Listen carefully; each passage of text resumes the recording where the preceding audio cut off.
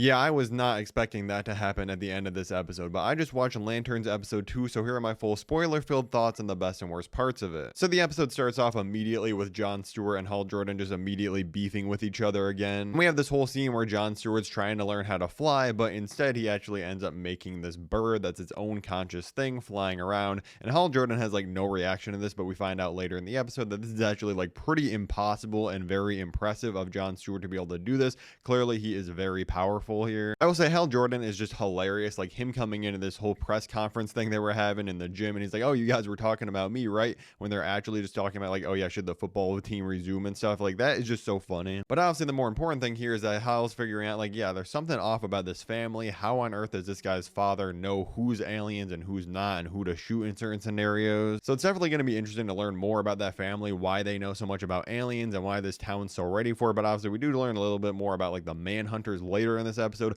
But let's talk about the scene of John Stewart going to Hal's house here that obviously Hal is not living in right now. First of all, yeah, this house is absolutely insane. I know he didn't pay for it. He gives the reasoning for it, but this thing is just absolutely crazy. But yes, we get the moment we've all been waiting for of John Stewart opening up the closet, and he sees all the Green Lantern suits, and he just brings them with him. He is speaking for the audience in the scene. He's like, you know what, Hal, I don't care. I'm bringing this suit with me, and you're gonna wear this damn green suit, buddy. I also find it pretty cool that like the actual lantern he's keeping in a pocket dimension, kind of keeping these different pocket universes and things going from Superman, seeing kind of the consistency but used in different ways. But yeah, then of course my boy John Stewart, he's leaving the house, everything's going fine. He feeds the ridiculous pet that Hal's keeping, but then he ends up getting kidnapped here, and these are the guys that are like, yo, John Stewart, we need you to tell us everything you know about Manhunters. And John Stewart's like, yeah, I have no idea what those are. This is just a really well done scene, especially in the moment where they put that like gun thing up to John Stewart's head and like show him and make him feel the memories of what the Manhunters did to his people, or at least that's what they're saying happened. Obviously we don't really know if they're telling the truth or not, if that's like a fabricated image or whatever on earth they were showing him,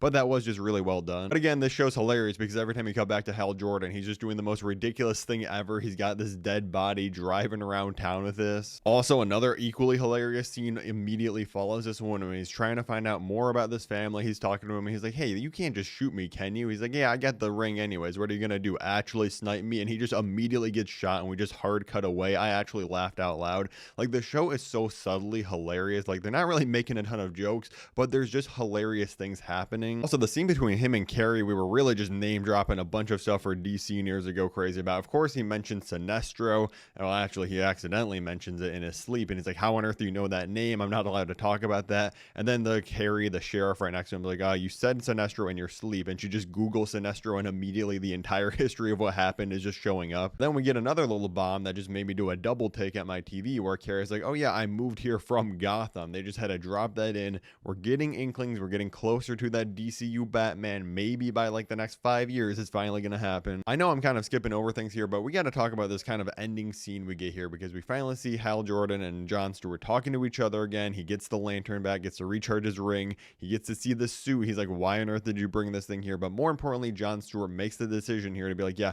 I'm going to ask Hal about these Manhunters, even though this said specifically not to. We're seeing Hal's ego getting hurt and stuff. He doesn't want to like, oh, I can't break the chain of command and tell you more about that, but I can tell that he's kind of slowly learning to be like, yeah, we actually have to work together, me and John Stewart. Then we get something I was definitely not expecting to see this early in the season. Hal Jordan, he ends up putting on the suit, which everybody was crying about him not wearing the entire season, and he wears it at the end of episode 2, which is great. Puts it on, flies straight up into space, gets to the Lantern's home planet, or maybe it's a prison planet. Again, I don't know much about the Green Lanterns. I've never read a Green Lantern comic in my life. I'm not going to pretend to LARP them, but let me know in the comments down below some suggestions for what Green Lantern comics I should start with, because I'm definitely getting interested in this entire world. Of course, we see a Panza Sinestro, and he asks him about the Manhunters, and he says, yeah, the Manhunters, if there's one still alive, that would be the second biggest threat to you. Now tell me about John Stewart. And I will say, this show definitely knows how to end on a cliffhanger that makes you be like, okay, well, now I gotta come back next week to know more about this scene. A very enjoyable episode overall, still building on a lot of the mysteries. I think episode 1, again, had a lot more standout individual scenes than this episode, although there were still a few of those in this. Now, if you want to see my full thoughts on episode 1, click the video at the top of the screen. Or if you want to watch the entire Nick Cage Ghost Rider movie for free on YouTube, click the video on the bottom. I'm not joking. You can click on it. It actually is the full movie.